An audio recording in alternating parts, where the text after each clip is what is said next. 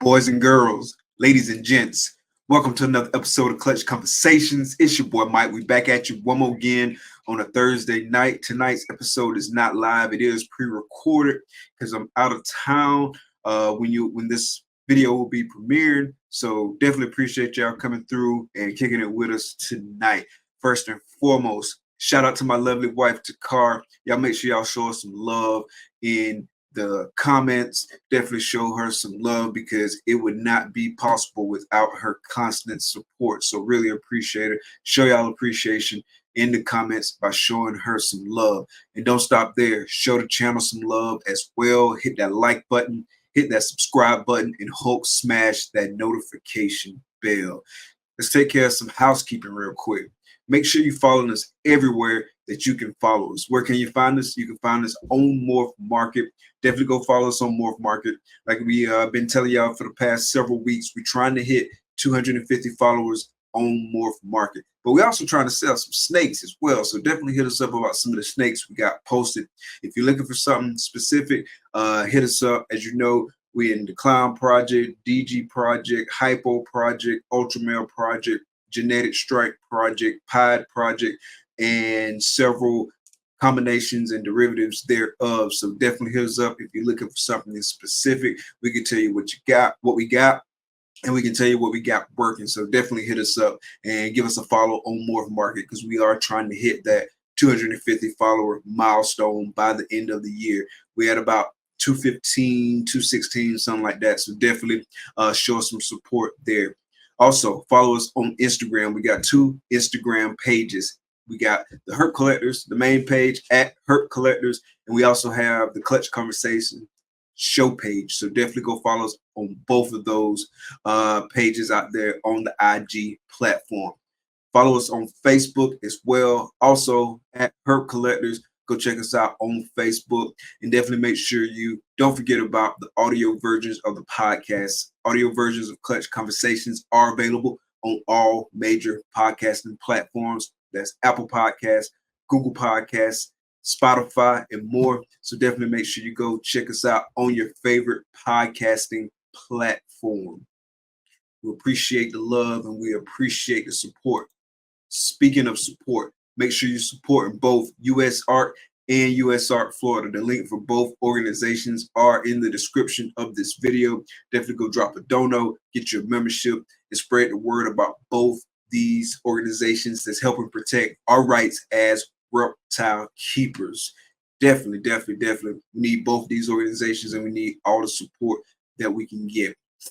And now a brief word from our sponsors.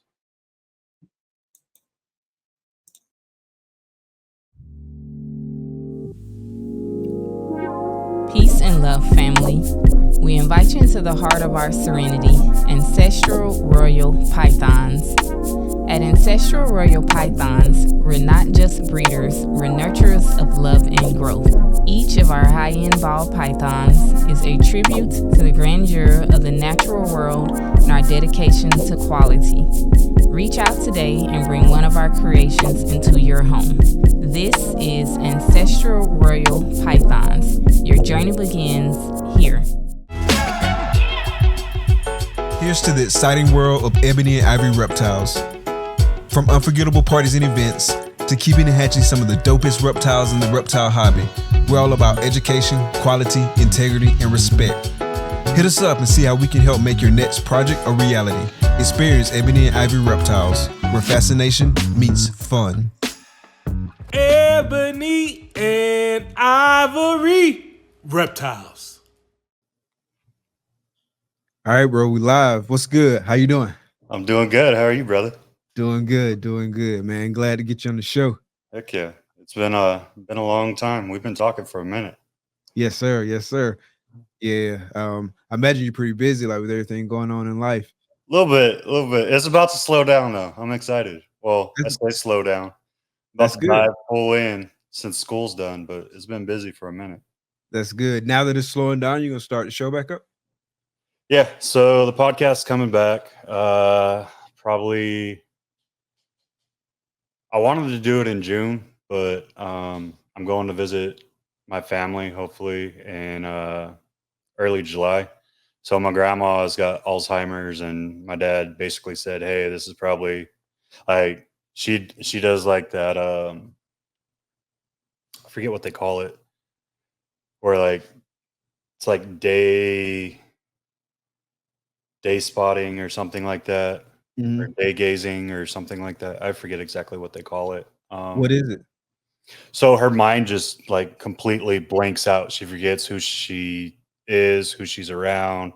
Like my dad's been taking care of her in his house for the last 4 years, 5 years, something like that. And she doesn't even recognize her own son when it hits. Oh, Like wow. it's crazy. It's pretty aggressive at this point.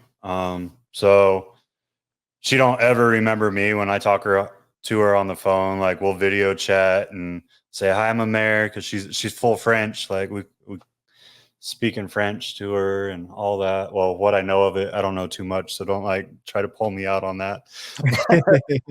Gonna do this the rest of the episode in French. Yeah. So we try to talk to her, and she's like, "Oh, well, I can't wait to meet you," and all this. And I was like, "Yeah, it sounds good, Mama. I love you. We'll talk later." And my dad looks, and so he's just saying, like, before it's too late and you can't really get any memories, and there's just not going to be any time with her coherent side, we need to get up there. So I'm trying to get that set up. Once we're done with that, then we'll probably be back on full time. I don't plan on doing weekends anymore. Like I'm not sure where I'm gonna kind of step in. I don't want to step on anyone's toes, but at the same time, I feel like, I was here first. I may have stepped out, but I was here first. So I don't know. I might step on someone's toes. I might piss someone off. I don't know. It is what it is at this point. What day are you leaning towards? I'm kind of looking at Wednesdays. So what I would like to kind of do, like seeing the layout that everyone has, I'm kind of thinking like a 5 o'clock to 6 o'clock, so I don't step on any toes. 5 your time to 6 your time? Yeah, that way I'm not stepping on KG and Jaffe, and like, so everyone can switch from here over to IG, watch them, and then go into the late night Wednesday night episodes with like MJ and everyone else that pulls a Wednesday nighter. And then I'm kind of thinking about doing a morning segment at some point too, just to talk about like current events in the industry or stuff like that. Like that would be like a just me, no guest type thing. And then the evening segments would be like a guest spot. So Gotcha. Yeah, the morning time slot is relatively untapped. Yeah, there's a couple people that do it. I think Samson does one. Adam does one. Adam from Proper Royals. Yeah, it's not a bunch in the mornings though. I don't think a lot of people want to wake up and like try to put themselves together that early. I don't blame them. I'm gonna be like slamming monsters in the middle of the night so I could stay up and do the segment and then like just crash for the day or something. I don't know. Gotcha. Yeah. No, I wouldn't do that. That's horrible. Yeah, we're actually expanding a little bit too. Me and Matt from Ebony and Ivory Reptiles. Yeah, we're starting a show this Saturday called Double Clutch, and there you go.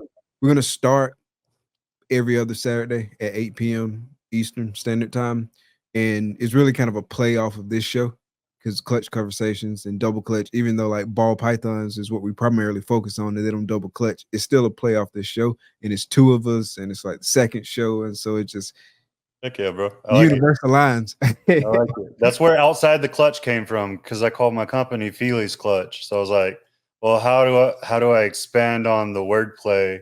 Like, well, this is outside the clutch. This isn't about Fealy's Clutch. This is about other people in the industry, like current affairs and stuff like that. So this ain't me. This is about everyone else. So you feel me, Clutch brother? Yeah.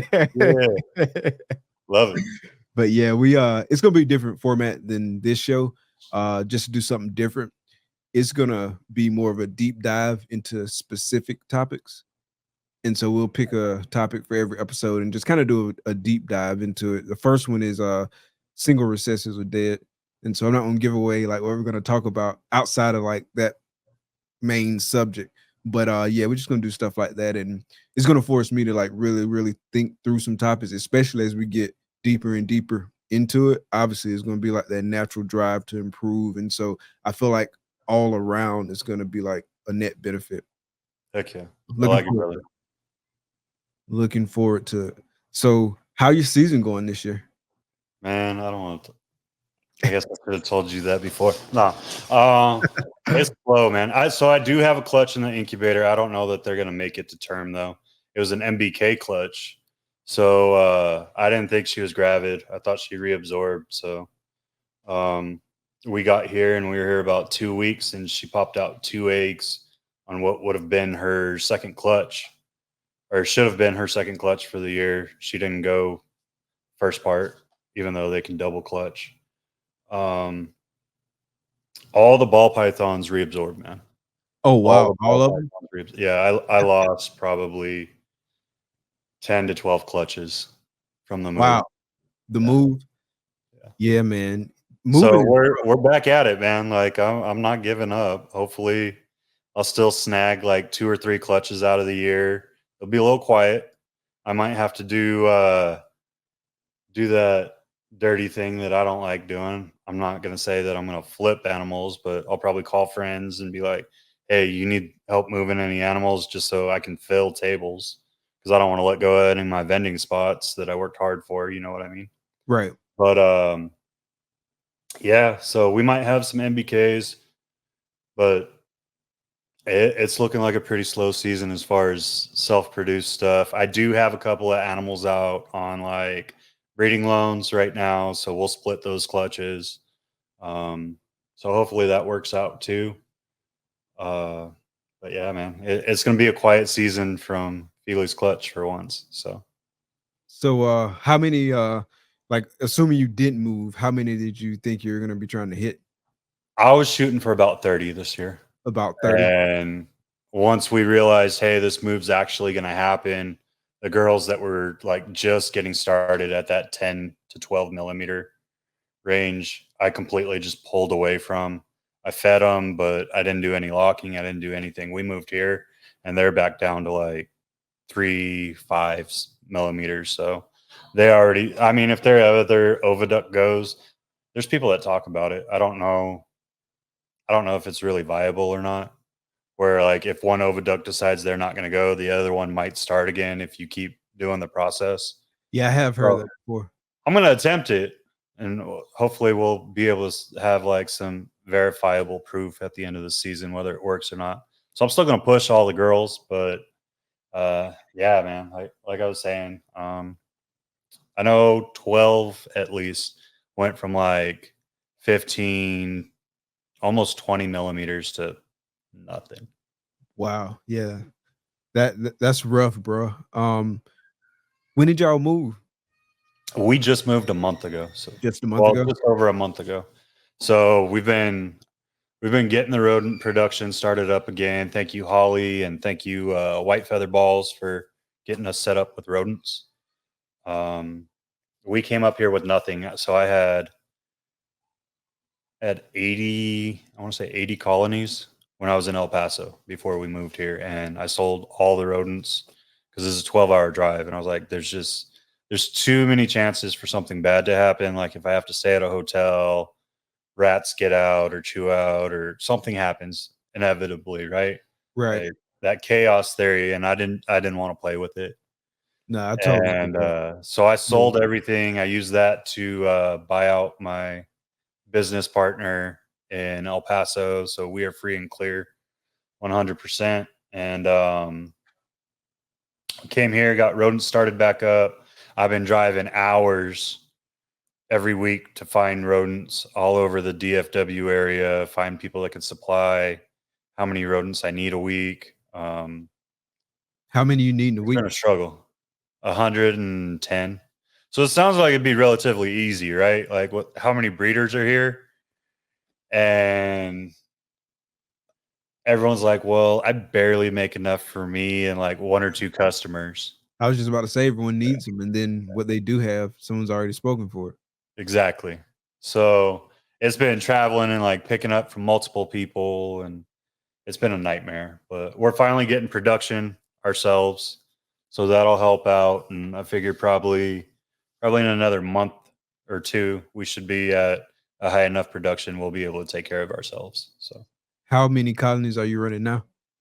right now I'm running 10 Norwegians and 6 ASF. Okay. Nice. So probably more than enough here in like another month when everything's going full bore.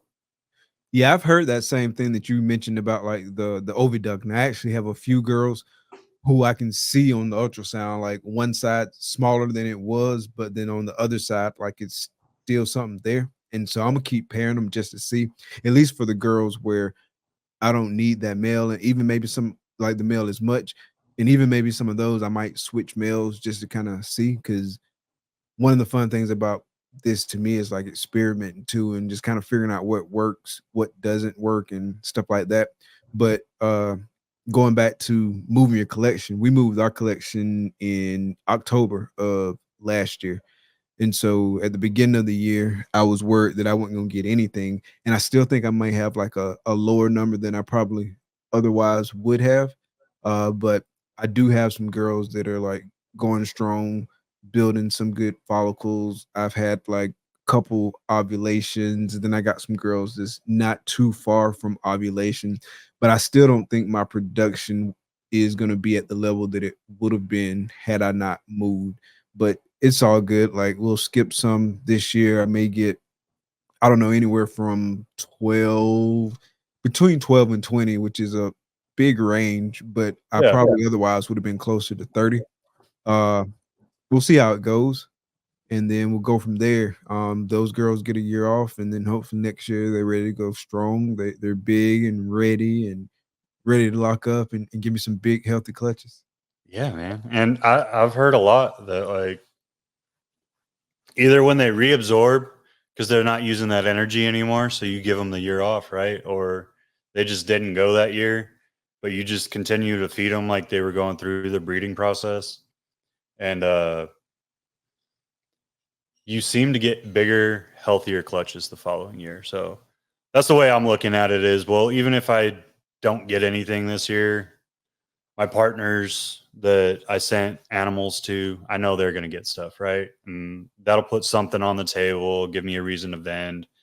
But that just means the next year we're going to be like going out the door. It's going to turn into a full-time job. You know what I mean? Yeah. That's what I'm hoping for next year. Yeah. I'm hoping to get like a bunch of clutches. Like if things go well for next year, it'll be like the best year that we've had. So I'm really excited for next year. I'm always excited for like the following year though. Get it. But yeah, man. So you mentioned some shows. What all shows do you have tables at? So I do the Show Me Snake shows. I was doing El Paso and Odessa. I took this year off just because of the production. Well, up until this point, and then the NARBC, and then Dallas. And once you let that table go, you just ain't gonna get it back, right? Yeah, for sure. So even if I have to sit there and just like shake hands and bring project animals to have them on the table, I ain't letting go of that spot. I'm gonna pay that $400 to stay there no matter what. You ain't getting rid of me. Type deal, you know? That makes sense. Yeah, so we're expanding up to Oklahoma. I'm going to do the Show Me Reptile shows in Oklahoma. There's a Herp show that's opening up about 30 minutes away from me.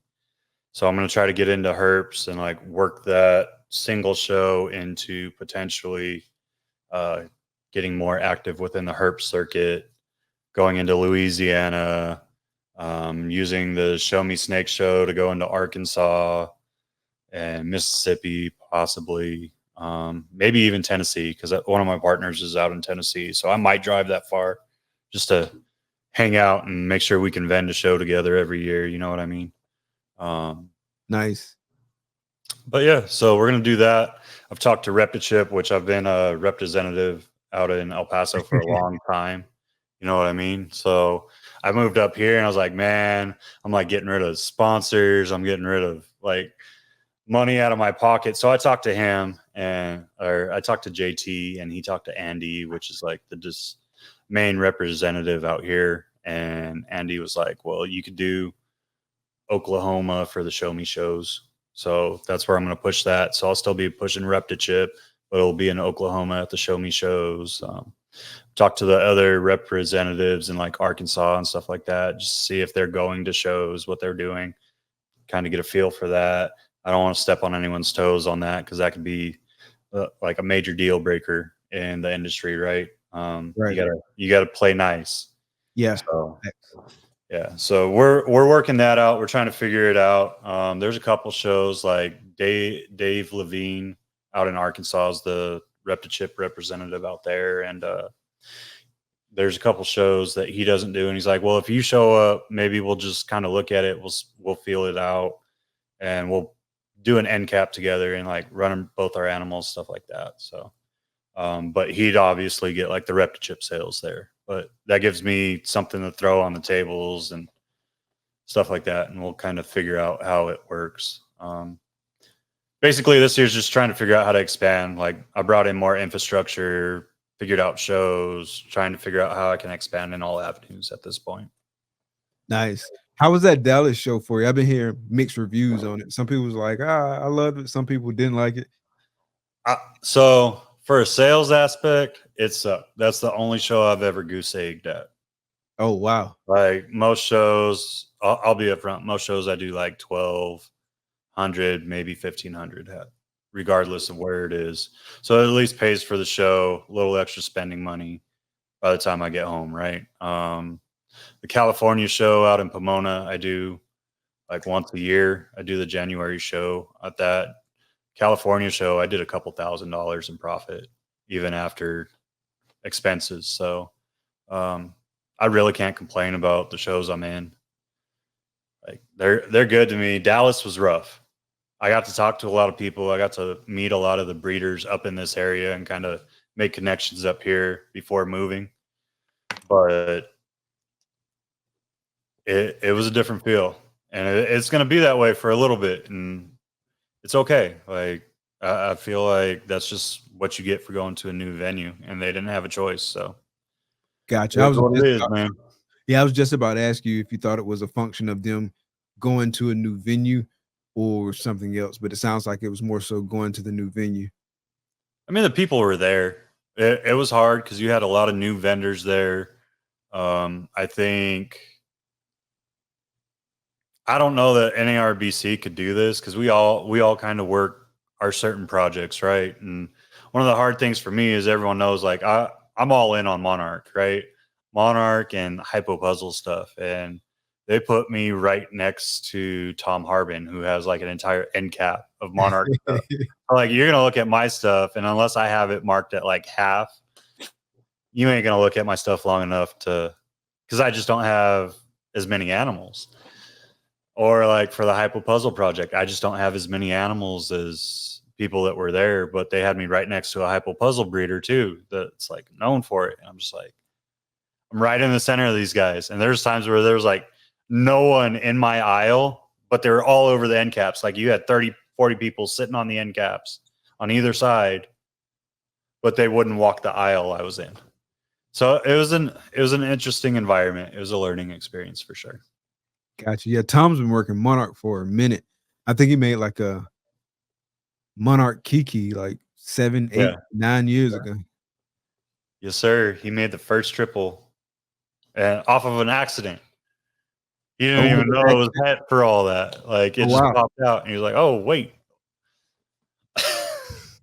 Crazy, man. Oh, wow. So for him though, like that was one of the ones I wish didn't absorb this year. So me and him were having a race for Wookiee Monarch stuff this year, like visual Wookiee Monarch stuff. And he's got, I think, like 2 or 3 clutches for it in the incubator right now.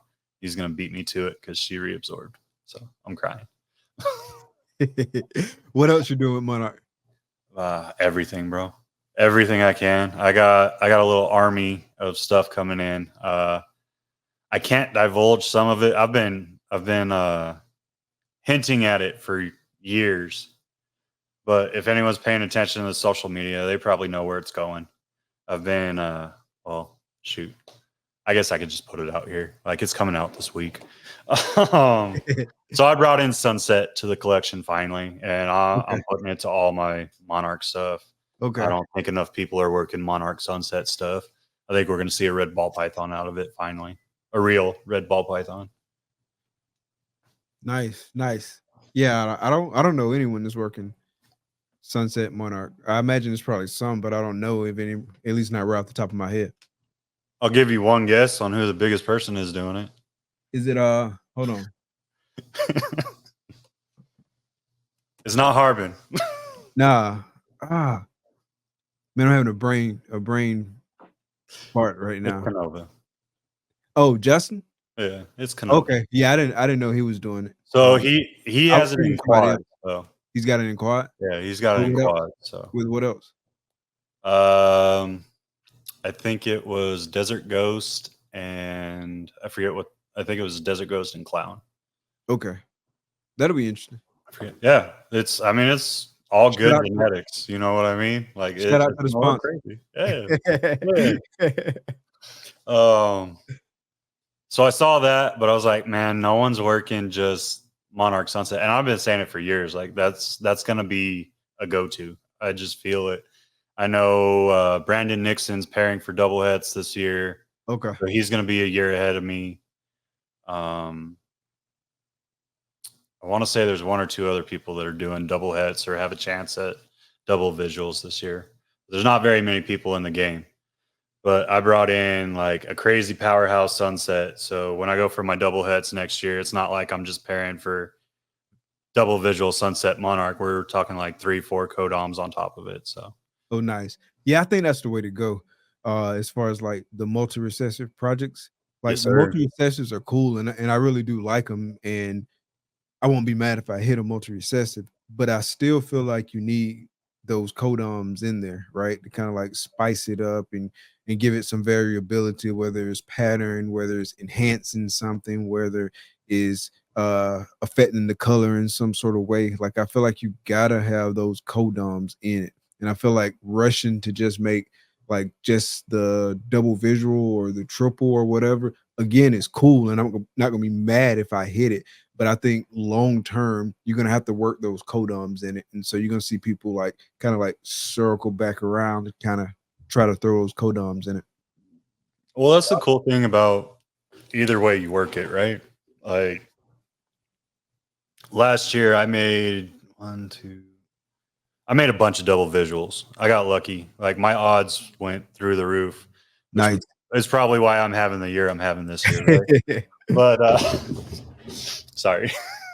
It's probably why I'm having the year I'm having this year. But all of those are like just double visual, or they might have one codom on them. So it's like I have all this stuff, but now the male's gonna have to go to all these females that don't have a het to them so that I can create the double hets, and I bring them back up into the females the following year because all the females are going to take an extra year, and then everything hits all at once. So I'll be hitting like plain double visuals, and then I'll have the opportunity to hit double visuals with codoms on top of it. So you can really push each project. So there's multiple ways of working it, but you just gotta hitting that double visual is the hardest part. But to do it with codoms is the smartest way, like off the bat, because it just makes your job easier and it takes years off of the process. But as long as you keep double visual on each side, like if you're lucky enough to hit multiple double visuals in a clutch and you can keep it on each side, that's the way to really work a project, man. Like I had good luck on like maybe 1 or 2 clutches last year. I hit Clown Pie, I hit DGs. I hit 3 in one clutch, like a clutch of 8 eggs.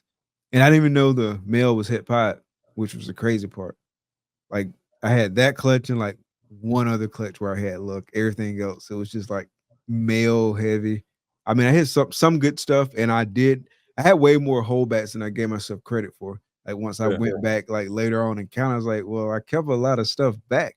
But man, I just felt like the odds, I didn't do too well on the odds last year. Hopefully with the little bit of stuff I do get this year, hopefully I got good odds on it. There you go.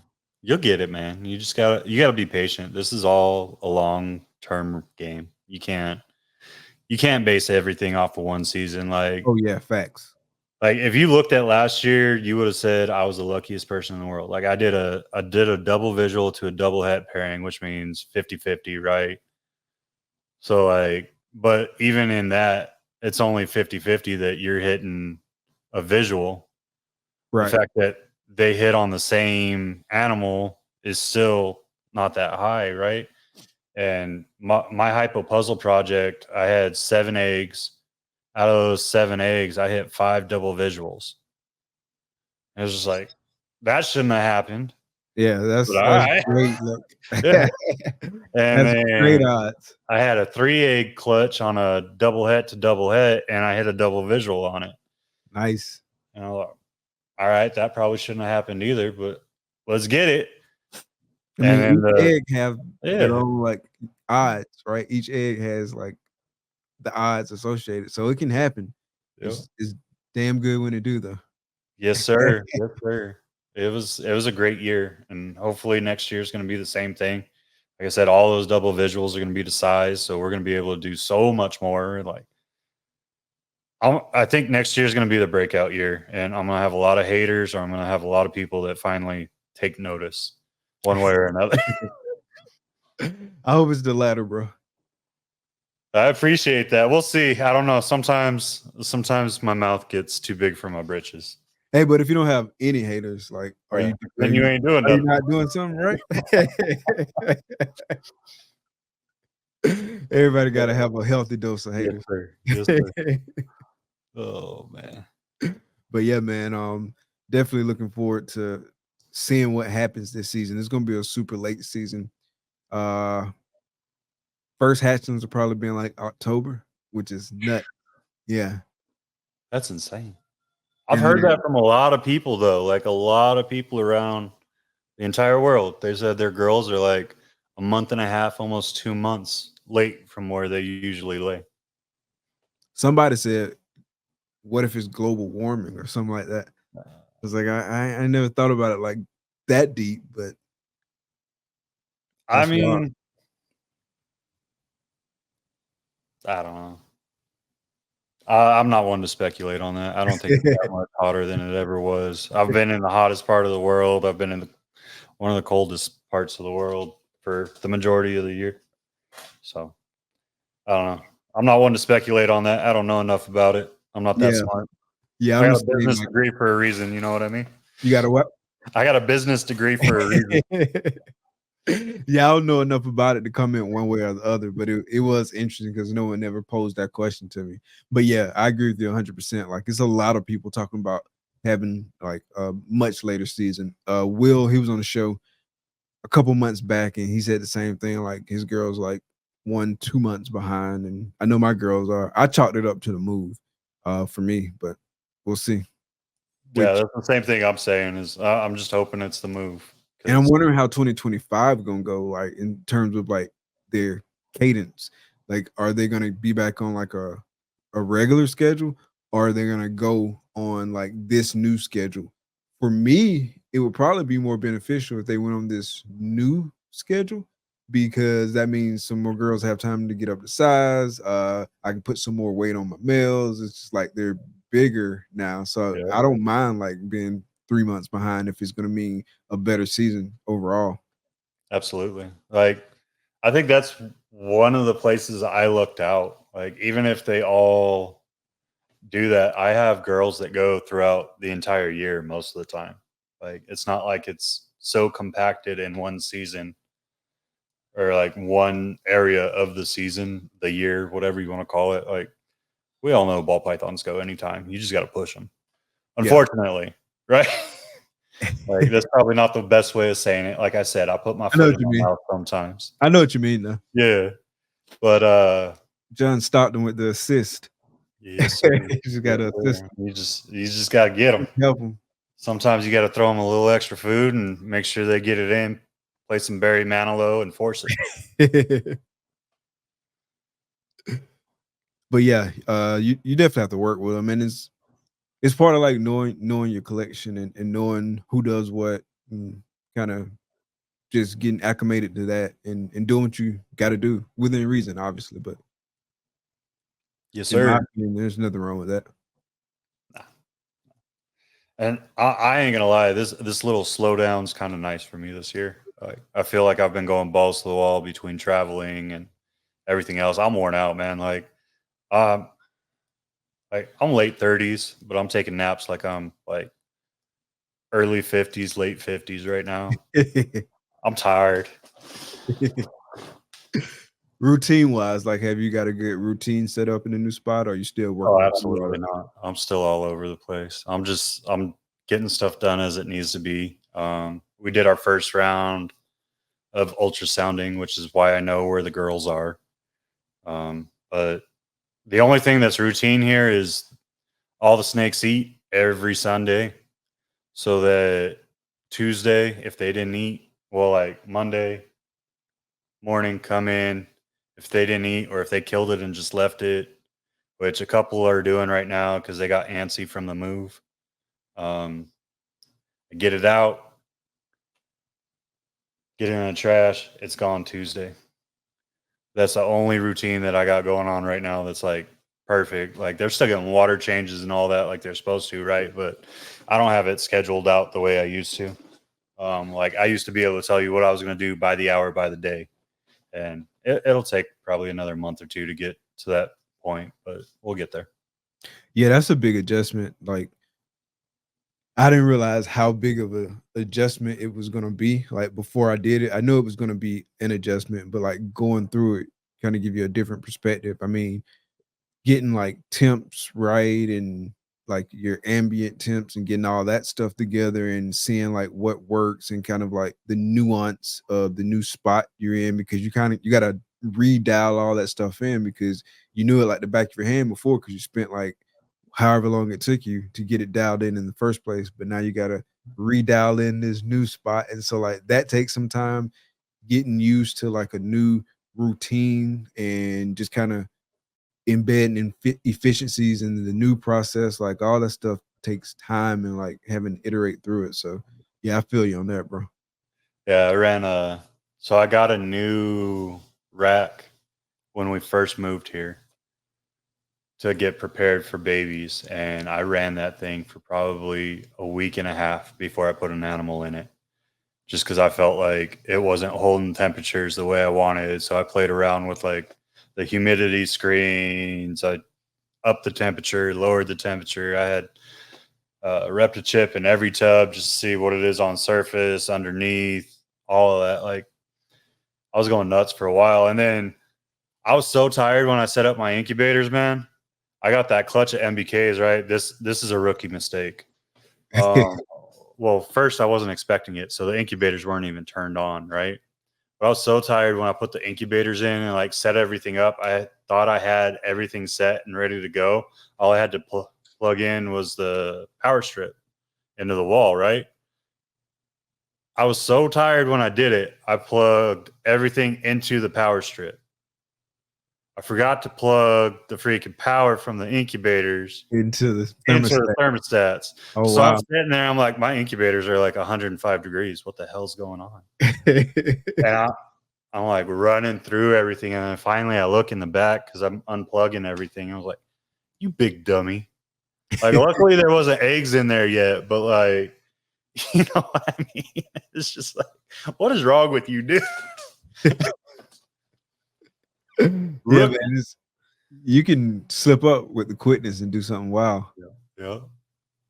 I'm just glad there wasn't eggs in the incubator. I would have made them go bad real quick. We would have had hard-boiled eggs first night. Dang, yeah. I'm glad that didn't happen. Yeah, that would have sucked for real. Especially with like king snake eggs, because you got to incubate them so much lower. What temp? I'm running 82 degrees right now. Oh, wow. How long does it take them to incubate? So they say between 60 and like 80 days, give or take. So it's a long range. Like I have it dialed in for ball pythons on both my incubators. I know it takes exactly 55 days and they're pipping at 88 degrees. Do you wait for pips every time or do you cut sometime? Do you Oh wait? no, I cut at 55 days, but if I let them go, like if I let them go into the 56th day, they're coming out of the egg either way, so it doesn't matter. Gotcha. Do But you I'm just cut one of the those. MBKs? I ain't gonna lie, man. I need the content, so I'm lazy with content. I need something to put out there, so I cut. Gotcha. Do you cut MBKs too? This is my first clutch at MBKs. Oh, so it's your first one. I'm hoping it goes full term and I get to see something. We'll see what happens. They look like, so there was weak veins on them and there was an embryo on each egg, but they look kind of like that slimy slug look on the outside. And I don't know if it's just because she pushed them out so fast or what it was, but right now they're not molding. I don't see anything wrong with them. I'm just leaving them alone and looking in with a flashlight versus changing anything internally or like even turning the LEDs on and creating even that small variation in heat that they'll create. We'll see, hopefully. Husbandry wise, how different are they to keep than ball pythons? They're not. I mean, you got to run them a little bit lower in temperature, but even if you throw them in the rack with your ball pythons, you could get away with it. They'll do fine. They're supposed to be at a little bit lower of a temperature, and then you brumate them, right? So for my old house, I didn't run heat on them at all because my ambient temperature in my room was 80 to 82 degrees, which is essentially perfect for them. It's a little high for the ball pythons, but they always seem to do well, so I didn't really worry about it. Here they are on heat now because my room doesn't get above like 74 degrees ambient. Mm-hmm. And that's a little low for me. Like that's right at that sweet spot where ball pythons could potentially get RIs and stuff too. So I don't want to try to deal with any of that crap. Not even going to take the chance. So I just put everything on heat here. Gotcha. Is that the only other species you keep, or are you keeping other stuff as Nah, well? I keep a lot. Well, I say a lot, maybe not compared to some, but I have Leachianus geckos. I have leopard geckos. I have a bearded dragon that my wife got 8 years ago that she won't let me get rid of. Why you want to get rid of? No, I'm just kidding. I'd die. What else do I got? I got Cresties. I'm working on bringing in Amazon tree boas. I'm working on bringing in Alterna, which is another species of king snake. I'm probably going to get back into Morelia. So I used to have coastals when I first started. And if I can find some bredli that are well started, I'd like to get into bredli. I need something to eat these breeder rodents when they retire. So yeah, I got 3 different species of carpets. Like I got 3 different jungle carpets. One of them is a zebra, and then like one of them's like just a regular jungle carpet. She's beautiful. And then I got like a highlighter line jungle carpet. He's like super bright. And then I got one brettle and then one coastal. nice. I love them, man. I love Like them. I had the coastal. same thing. I had coastals and I loved them. They're just, I got so focused on ball pythons and I realized the size and I had boa constrictors at one time too. I completely spaced those. But just based on the size that they could grow and the room that I had available, I was like, well, it's either keep a bunch of diverse stuff in like 100 and I think it was like 115 square feet or focus down on like 1 or 2 things. And I still didn't even do that. You know what I mean? Because I had a 14-foot retic in the room too for the longest time up until about a month before we moved. I found a education zoo instead of just the regular zoo that was looking for large constrictors, and I worked with their handlers and stuff. And it's like, look, I'm going to put you through the training. This is the way I've always taught her. I've had her since she essentially came out of an egg. And Yeah, that was my baby, man. I was sad to see her go, but I just didn't want to try to move something that big, and I didn't want to worry about trying to work her by myself because she's an adult retic, and my wife won't work it. Back home in El Paso, I had a couple people that would come over and they'd help me with the retic when it was time to clean her and do stuff. So I tried to play responsible and like not be by myself when I'm working a large snake, you know? Yeah, that makes sense. It makes a lot of sense. It can go left real quick if you're not being careful. Yes, sir. I go back and forth about whether I'm gonna stay in boas or not. Like it depends on what day you ask me. Like if you ask me today, I'm staying in boas. If you ask me like 2 weeks from now, it's like I don't know, because I do want to kind of keep it relatively focused. And right now, like I like working with the pythons better. And I don't know. Have you produced boas yet? I have not. Like when I first got, we got in like 2020. And so when I first got in, like I went through like probably like a year and a half to where I was just like, I'm gonna breed everything, like just craziness, right? And I started picking up boas. I picked up like 4 females and a male, and that was my first mistake because like I was picking up boas with a ball With the python intent to breed. Yeah, with a ball python mentality. I didn't know that like you really could only like pair the boa like with like a male with 1 female for the year, 9 times out of 10. So I didn't know that, and so like already like first mistake right out the gate. And then if I do it, I want to do it right, and like I want to learn about it and stuff like that. But just kind of with everything that's going on, like with the ball pythons, with social media, and that's not even factoring in like personal life, professional life, and stuff like that. It's just a lot going on, and so I kind of want to keep it focused because I don't want to bite off more than I can chew, if that makes sense. No, I feel you, So man. I if feel I you on that. do keep the boas, it's probably just going to be to keep boas for a while and not breed.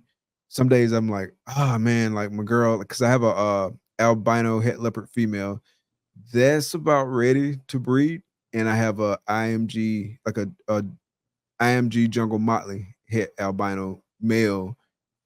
I could probably pair them this year, but I need to exercise some restraint and not do it. And I think that's where I'm gonna land, because like what if I mean I doubt I have like that big of a clutch, but what if I have like 20 boa babies and I don't really, You don't I'm not know, really, man. yeah. I think that's going to be the deciding factor too, is when you have to clean up that first litter, you're going to decide whether you want to do boas or not. And I don't really have like a boa presence as far as like a name and stuff like that. So I don't think it would be responsible for me to breed boas this year. So I don't think I'm gonna do it unless something changes that makes it seem like a responsible, good idea. Right. And so I'm gonna leave it at that for now. And then the carpet pythons, I'm not gonna breed them like anytime soon. I'm just chilling with them. Like they're cool. Like they're super inquisitive, fun to interact with and stuff like that. And so like I'm just enjoying them. Oh, I feel it, man. I wish I could say I have the same mentality. I have that opposite mentality. What's that? If I got it, I'm going to breed it. I'm horrible about it. And I used to talk so much crap about people with this mentality, man. But like the stuff I keep now, minus like, okay, I'm going to say minus the lychee geckos. If it's a lizard, it ain't mine. I don't want them. That's my wife's thing. She enjoys them, but I'm like, hey, they got to pay rent, man.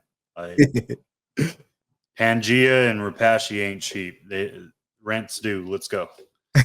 I need something. I've been paying for them out of pocket for the last 7-8 years. So yeah.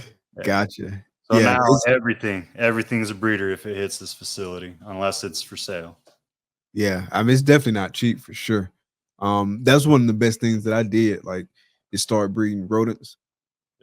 And it's another one of the things, it depends on what day you ask me. But it's definitely a net benefit. But you can, and I'm sure you've experienced this, like something gets loose and chews up the water line, like that kind of craziness. Those are the days you're like, man, I wish we didn't breed rodents. But when you got that food source, that readily available food source, and the fact that it's way cheaper than like outsourcing it, then you like, yeah, I'm glad we breed rodents. Yeah, absolutely. That's just it's one of those things, man. Like I I hated it last year. Like it was so hard on me because I had my biggest year ever, and it wasn't even a huge year. It was just I was doing so many shows, and I did 13 clutches, I think 13 or 14 clutches, which was my biggest season so far, and everything just seemed to be hitting right. Like we were getting ready to do an LLC with the rodents, and like we were doing good in all aspects, and it just became too much. Like we scaled too much too fast in all directions that I felt like I couldn't be me. Like I had no family time. I was always on the road. I was always talking to customers, which isn't a bad thing, but it was like quality control, you know what I mean? Like I was so worried about, okay, this is my brand. It has to be ran this way. It's going to be done this way, and no one else is going to do it the way I do it. So my hand was in everything. I was afraid to let go. And I talked to it like in hindsight with my wife and with my former partners out there. And it's like, hey, we should have hired people. They're like, yeah, but you did such a good job. Like, yeah, we all did a good job at what the aspect that we did, right? But we should have hired people. We were putting way too much on us because like they had full-time jobs, and one of them had their own collection, and it was just like we would come together 2 to 3 times a week just on the rodents, man. And we were cleaning rodents twice a week because I was like super OCD about stuff. I've become a little more laissez-faire here. Like they only get cleaned once a week right now, but yeah, they still stay clean. Like I'm in there every night. I'm giving pets to every rodent, which probably isn't the smartest thing when I want to freaking feed them off. You know what I mean? But like I want to keep everything docile. Yeah. Or if we ever look at expanding again, I want to have that mentality in the colony already that I could take a baby and get it worked, and like, okay, if you want pets, or I can supply pets to a pet store, what have you in the future. So it's the main mindset, but we were overdoing it bad, and I did it for so long that I was just like, well, I ain't gonna burn out. And then once that aspect went away, like, man, this is so nice. And then the guy that I sold it to, I ended up going there and cleaning the whole collection anyways, so that I could get free feed. So it wasn't like it ever back down, you know what I mean? So like I was cleaning my old collection just so I could pull feeders from my old collection and keep my stuff fed till I moved.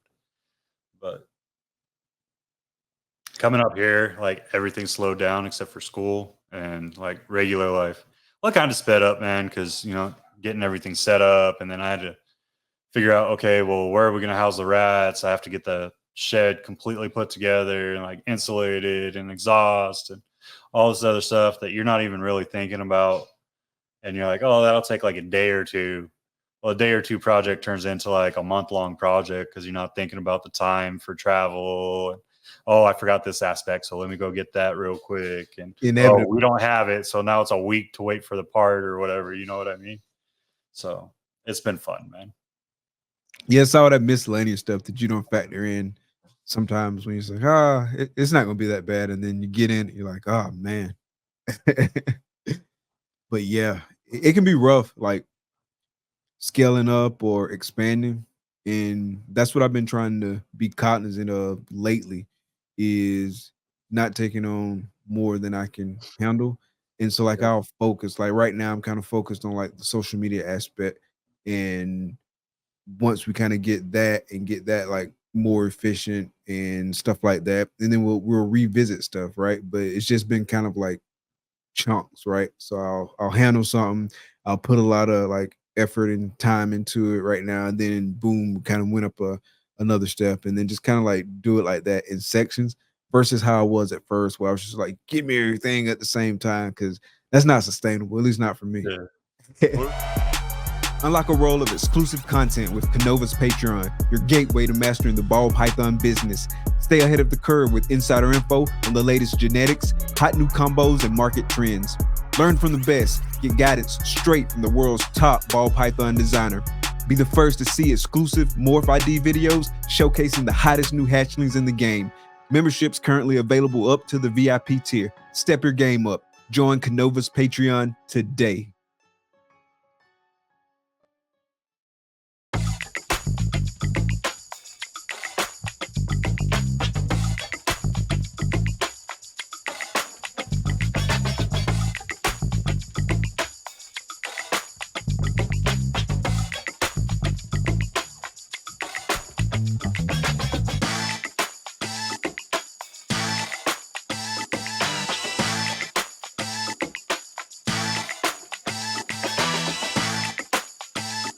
Art comes in many forms.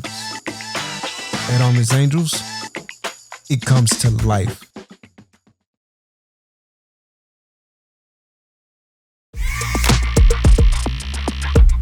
In life, success doesn't come to you.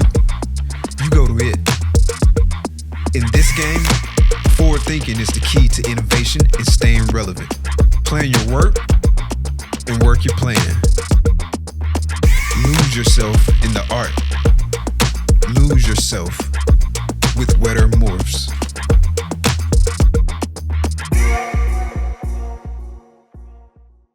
Put it on my back. I got don't work that way. Don't work that way. Yeah. I ain't a young buck no more. I don't want to carry a rucksack.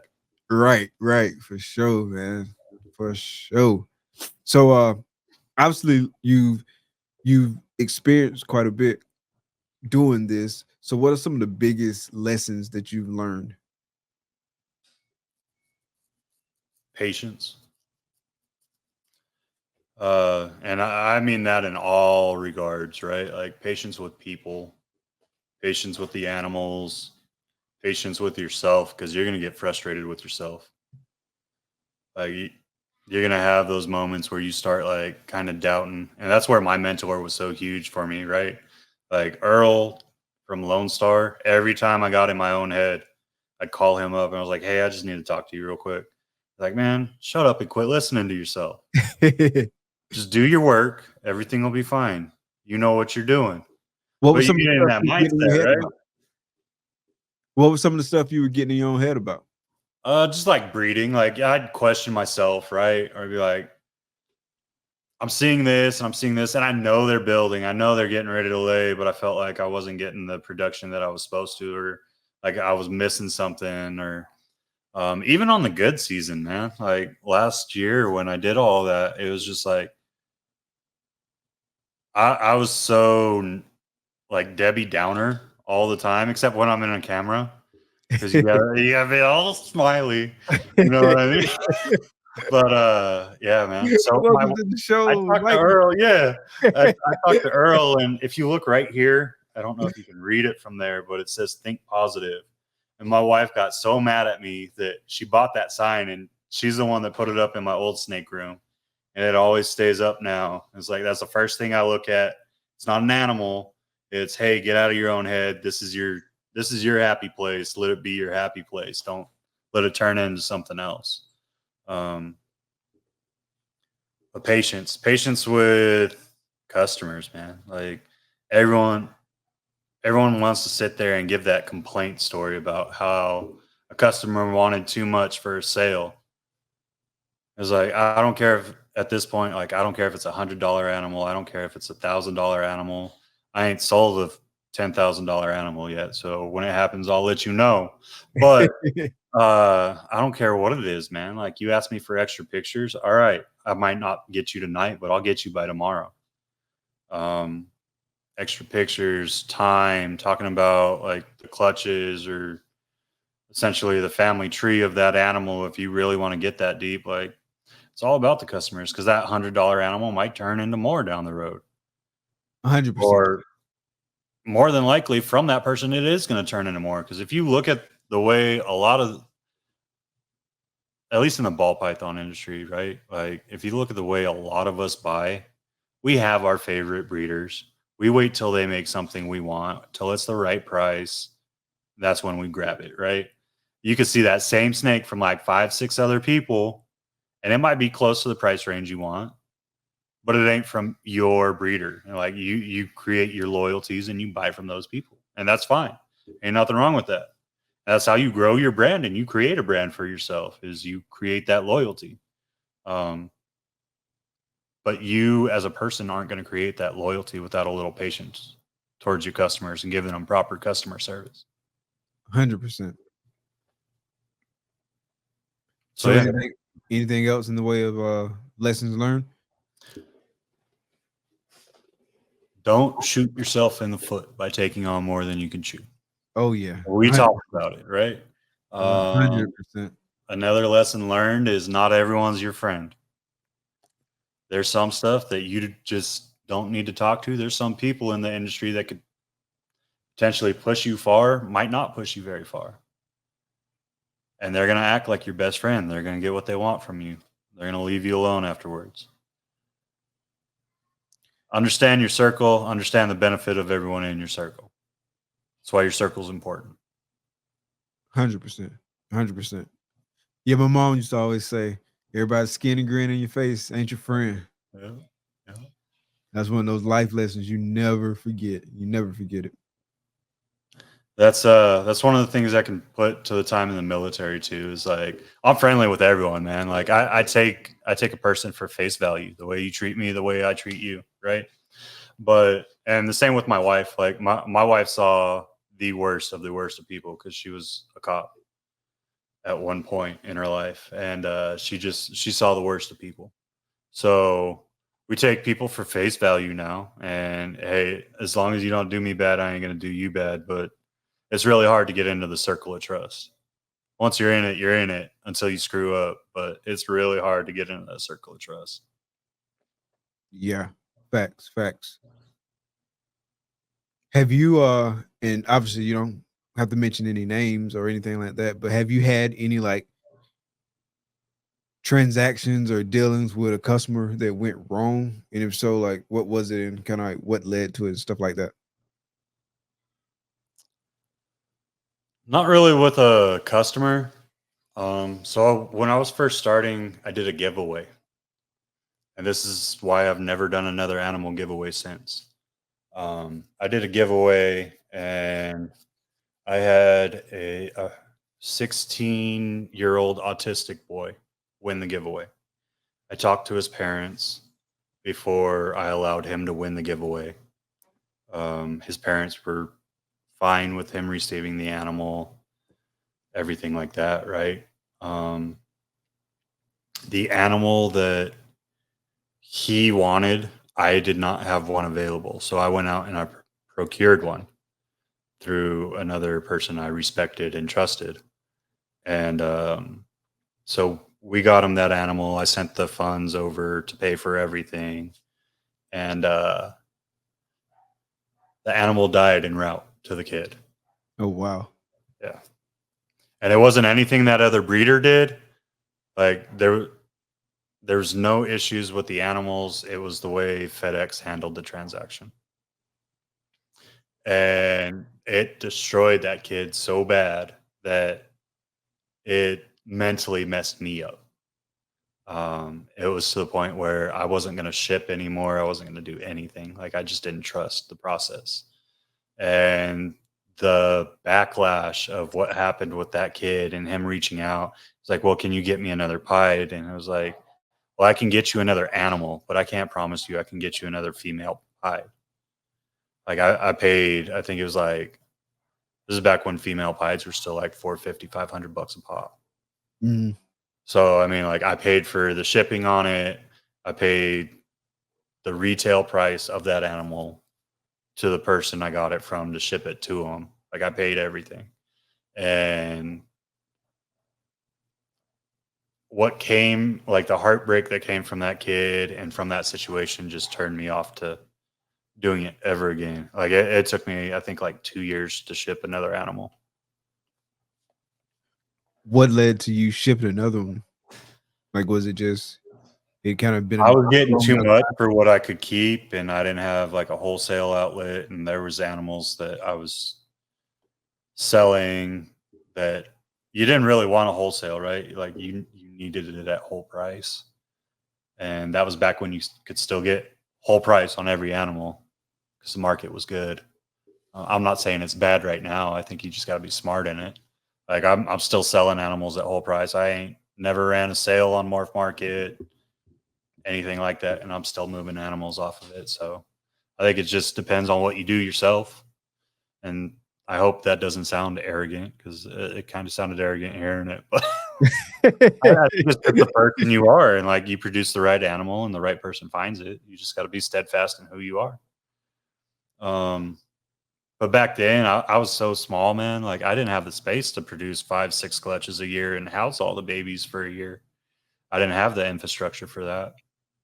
Over the years, I've essentially doubled in infrastructure as far as racks, space, and stuff like that every year since I've started out, just to make sure I can continue growth. So it was a scary thing, and now it's second nature. Like Morph Market's been good to me, shows have been good to me. I kind of keep the show animals as show animals, and the stuff I want on Morph Markets on Morph Market for a reason.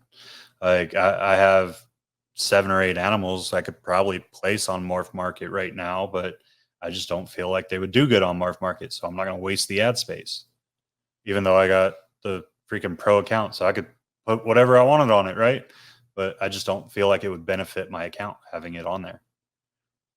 It's something it's easier to move at a little mom and pop store or like one of these smaller local shows. So I think you gotta understand your market and who you are and where you can move certain items.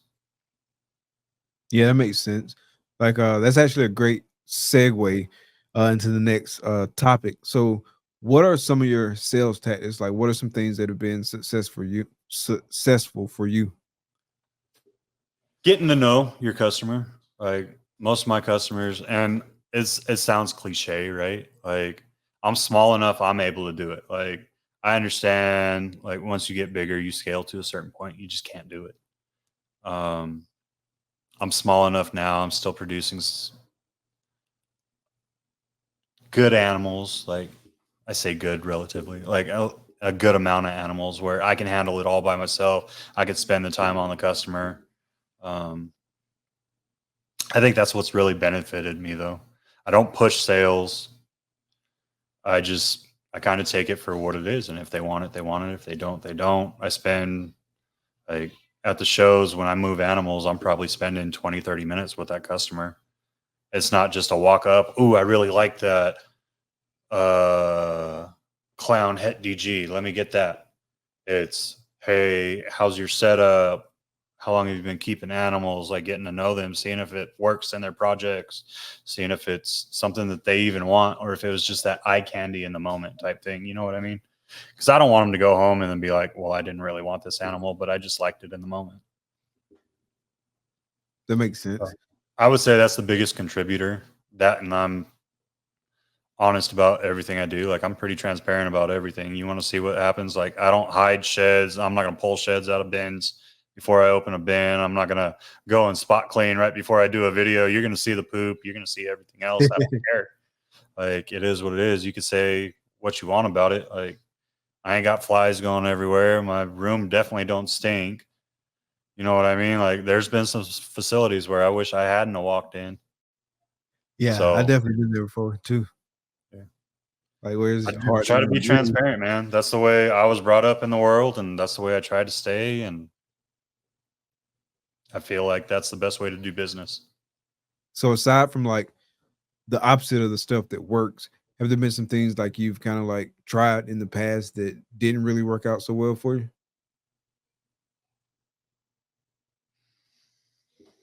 Yeah, I mean, I think it's all trial and error. You know what I mean? I know I wasn't a very people-friendly person when I first got out of the military, and that's when I first started doing this, right? And like, I still get like crowd issues, even though I go to the biggest shows in the country. Like when I go to California, if I'm not behind a booth, I'm like getting anxiety sweat running down, and like I need like 2-3 shirts. I probably go through an entire stick of speed stick that weekend type thing. You know what I mean? But I love people now, thankfully, and this kind of helped me through that spot. I think that anxiety or just trying to read people, like you get so caught up in trying to understand the way someone across from you feels. And it's like, hey, I'm just going to talk to you. And if you want to move forward, you're going to move forward. If it's not like a certain statement that you're going to say that's going to end that sale or make that sale, you know what I mean? Like there is a point where you kind of have to say, okay, well, are you interested or are you not interested?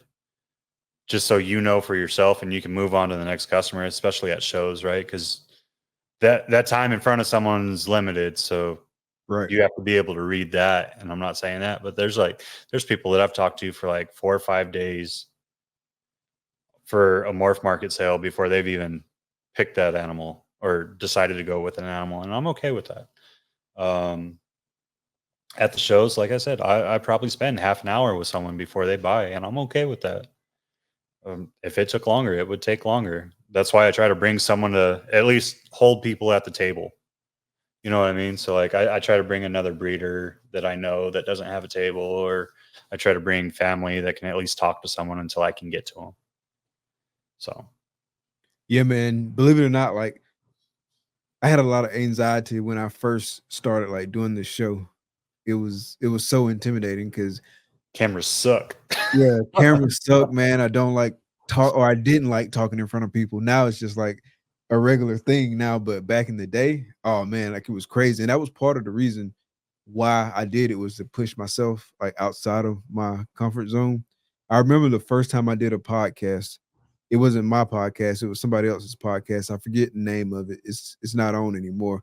But I was so like floored that they asked me to be on the podcast. I was like, yeah. I really appreciate it.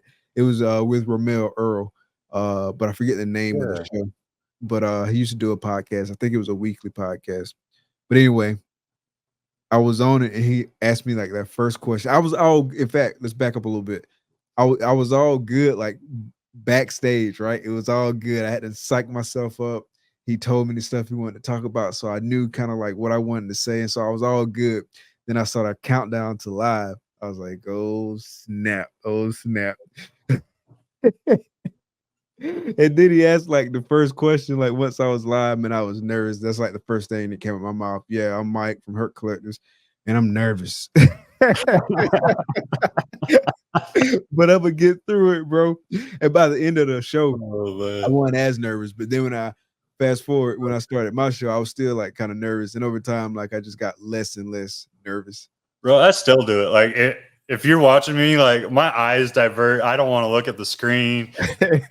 Like type thing. I won't look at the camera unless I'm doing a vlog, and it takes me like so long to get through a vlog, man. Like I do probably like 7 or 8 cuts of the same segment just because I can't get through it. I won't look at, like, I'm doing it now. I've talked about this, and the entire time I've looked somewhere else. I'm just barely now looking in the camera.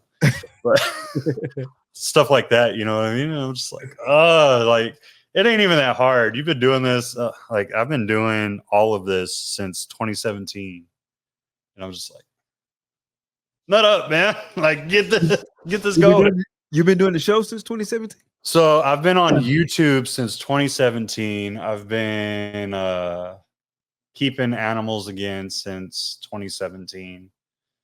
I've been breeding since 2020.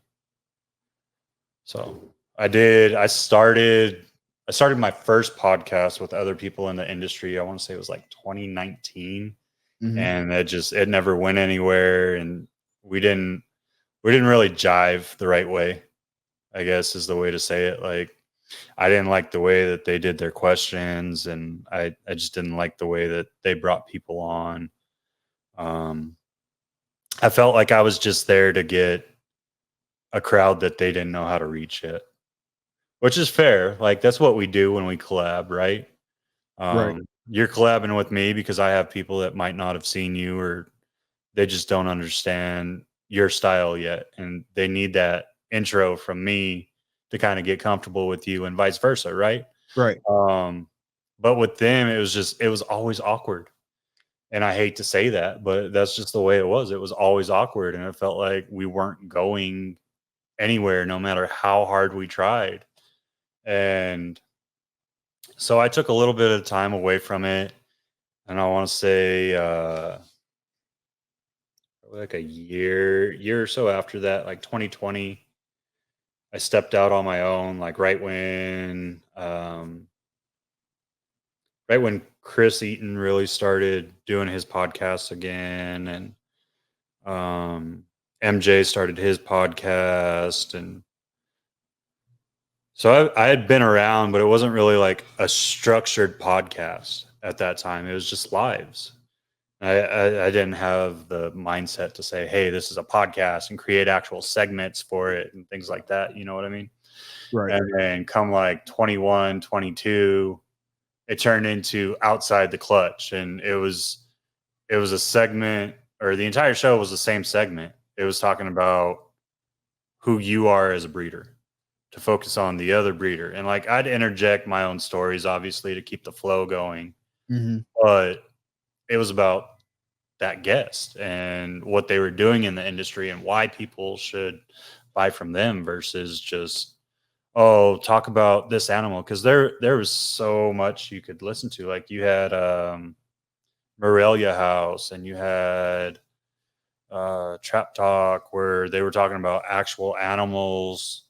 You had Chris doing the ball python segments, you know what I mean? And it was like, I didn't feel like it was there to be instructional, but if I could get a little bit of instructional just by talking to you, or like some education value from talking to you, well, there's the educational value, but the focus needs to be on the guest. And that started like 21, and it ran for like a year and a half. And then I ain't been on YouTube except for a couple of shorts for like the last 7 months, man. And it's crazy to think about it now. And I'm like, man, I was monetized. Oh, well, I'm still monetized. They're probably going to take it from me this year because it's been so long. But I'm monetized, and I let so much head steam go away from taking that 7 months off. But my mentality and everything I was trying to do at the time just needed it. Yeah, you had to prioritize, bro. Like you had a lot going on. And at this point, I'm just kind of like, now I'm talking to the wife, and we're looking at ways to expand, not only in reptiles, but like what we want to do as investments in the future. And I was like, well, let's look at like maybe a marketing manager or something like that, or let's go find a CPA finally. Let's go do this stuff to make the right moves to move forward, right? Like I have a degree in accounting principles too. Like it's in business management and accounting principles. So I understand it. But I don't want to sit there and stare at spreadsheets. I want you to tell me, hey, this is the money you got. This is what you can reasonably put into investments and stuff like that. Or, hey, maybe it's time to take that step back for a little bit and just plant your feet. You know, I need someone to be that secondary voice in my head, because my mentality isn't there. Like I'll go balls to the walls full time until my body just gives. So yeah, man. Like, so we're talking about the future, which is exciting. You miss it? I do. I'm ready to be back. I'm ready to just kind of go at it, man. Like I've had a lot of little segments popping up here and there with people. We have I have that kind of throwback to Snakes in the Fat Man's 15 Minutes. That's coming up in a couple of weeks. Next week, following week, something like that. So I felt like I kind of got a little roll going on. I was just on Hair Hollow like a month ago. So it's cool. It's nice to feel like involved in the community again. I felt like I had just kind of stepped away and was like, all right, if you remember me, you remember me. But if you don't.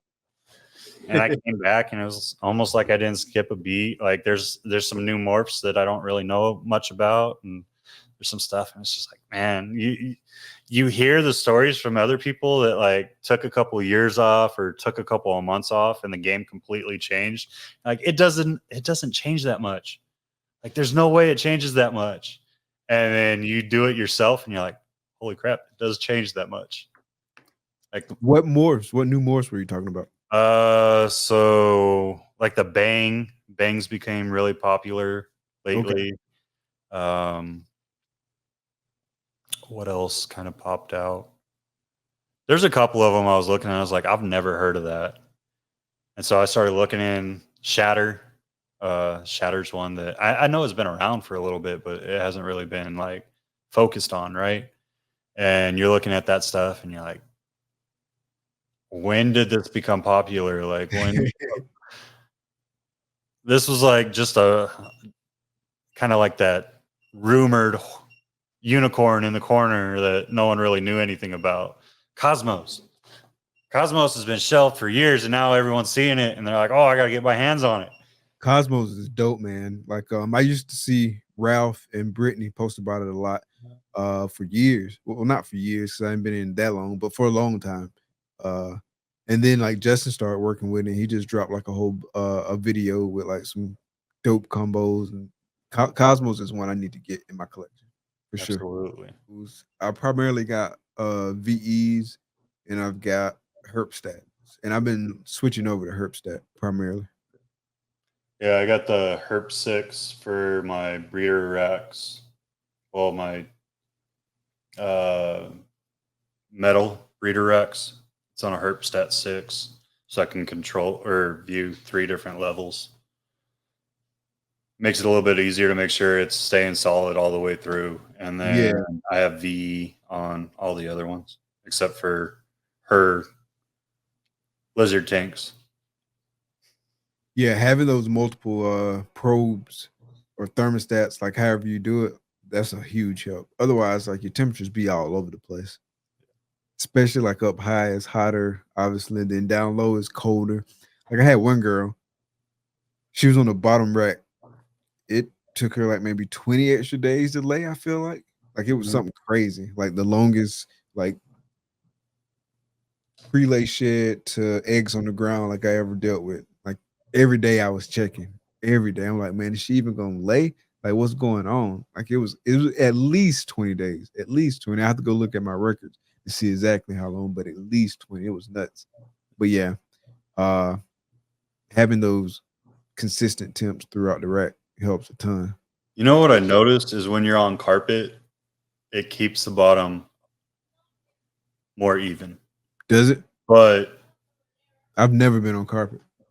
It's hard to keep clean, and my OCD kicks in bad. So I was super happy when we came here and we were on tile. I was like, it's so easy to clean.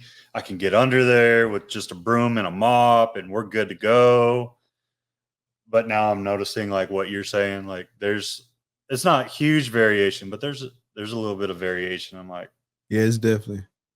So you got to pick your battles. I'm kind of thinking of like getting area rugs or something to throw, or like runner rugs to throw under each rack, just so the temperature stays on it. Yeah, that's a good strategy. I'm about to set up a new ARS. Like I got it built, and I'm gonna do like what Matt from Ebony and Ivory Reptiles do, and I'm gonna run like 5 thermostats with 2 probes each, and so it'll be 2 levels per whatchamacallit, and see how that works, and see if I can keep like even more consistent temperatures. But I definitely like being on like the hard floor. Say again. That's a lot of thermostats. That's a lot of thermostats. He do it, and KG do it as well. And there's probably some other people that do it too, but they swear by it in terms of like it keeping the levels consistent, which I see the logic. I see the logic there, obviously. But yeah, I like having not having carpet or something to have to clean up. Because like my ASFs, man, I don't know how yours do, but my ASFs, like as soon as I grab them, like they just pee in and stuff like that. And so I can just mop it up or whatever. Like just little stuff like that. And then obviously like substrate in the carpet and stuff like that.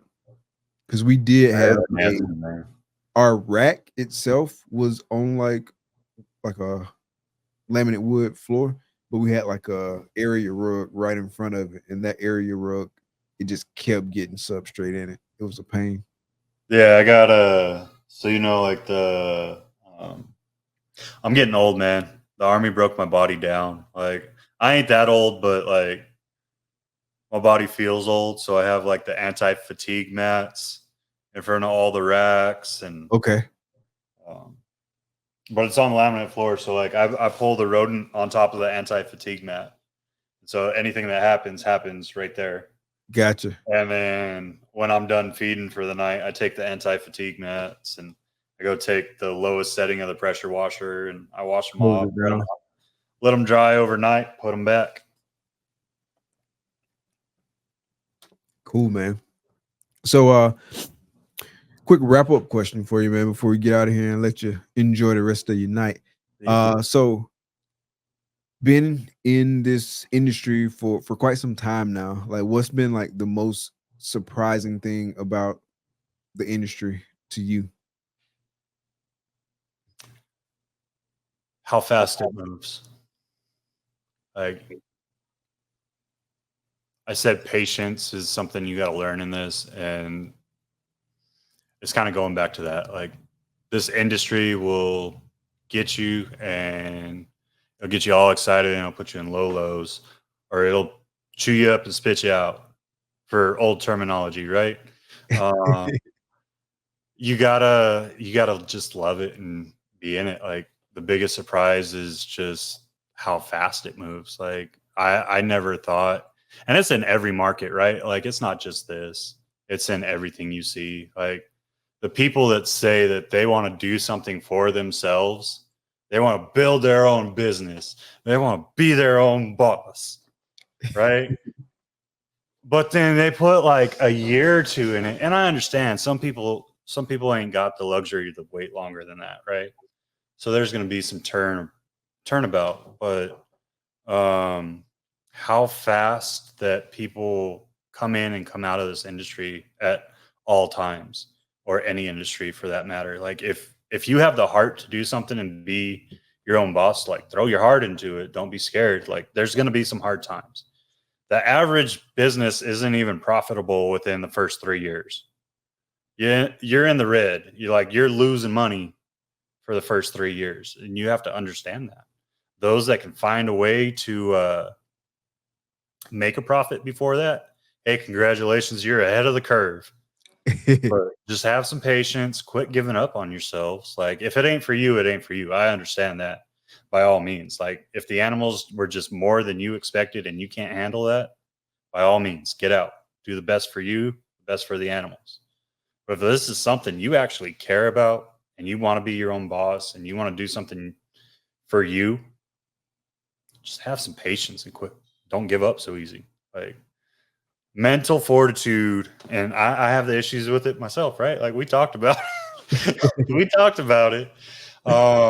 Got to get out your own head. Yeah, get out your head, put your hands in those tubs, get to work, put your head down, do the work. Shut up and breathe. Yes, sir. Bro, it's been amazing having you on, man. I've been wanting to get you on for a while, so glad we was able to work it out, man. Get some good timing, man. And congrats on everything you got going on, like professionally and stuff like that, man, for sure. Yeah, it means a lot, man. I'm ready for it. Like, we're probably gonna do a lot in the next couple of years, and we're gonna see where it goes. Hopefully I don't have to go to a job. I'm hoping this is gonna be the full-time job. I'm hoping to employ some people and get this going full thing. And that's what all the schooling I did was to figure out how to do this and really turn it into something. That way I'm not wasting my time, my family's time. Give something for my kids to go into, so they ain't got to work if they don't want to. You know what I mean? That was always the goal. Like, I already have a retirement. I'm good. I could just sit back and watch TV the rest of my life and I'm solid. So this is building for generational. Nice. That's what it's all about, bro. That's what it's all about, man. Again, man, I appreciate it. Everyone who's listening to this, Appreciate y'all coming out. Shout out to the replay game. Shout out to the people who catch the premiere. Shout out to everyone who's checking it out on the audio podcasting platforms. Really appreciate the support each and every week. A big, huge thank you to the sponsors. That's it for tonight for Clutch Conversations. I'm Mike. The lovely lady behind the scenes is Dakar. Thank y'all for coming out. Be blessed. Peace. Well, I've been out on this long, winding road, moving my life and my heart low. Family ties and a dream to chase, in a world where time don't give no grace. Chasing dreams and finding my place, with every step I'm setting the pace. Through the ups and downs I'll stand tall, Fealy's clutch will guide me through it all. It's a long road home, but I'm holding on through the highs and lows where I belong. With patience and love I'll make it through. This long road home leads me back to you. Creating dreams in a brand new town, building up from what got torn down. Monarchs and sunsets in my sights, with every challenge I'll rise and fight.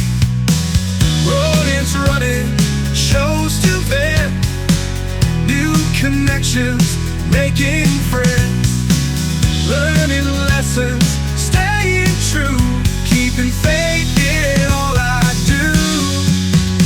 It's a long road home, but I'm holding on through the highs and lows where I belong.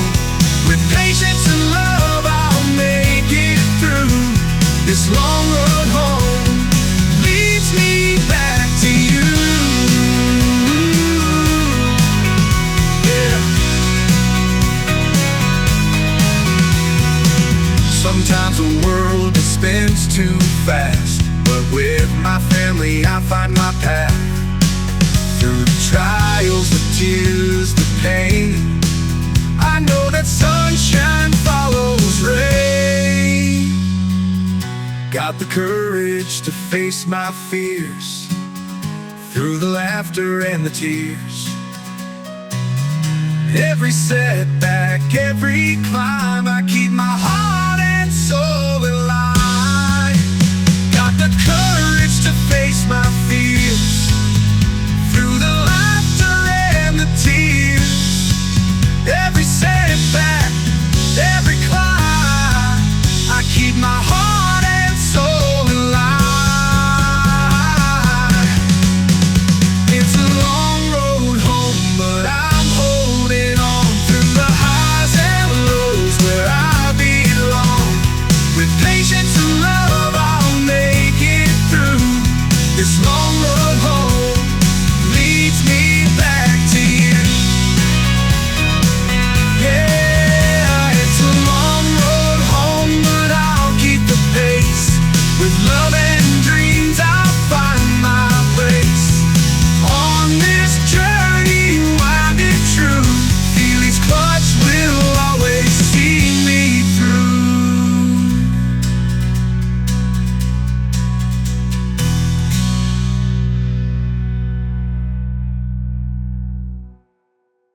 Yeah, it's a long road home, but I'll keep the pace.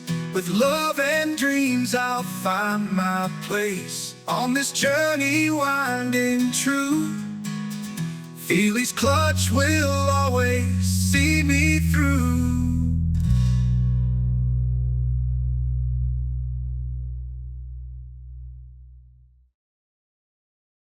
Subscribe, follow, rate, and then review.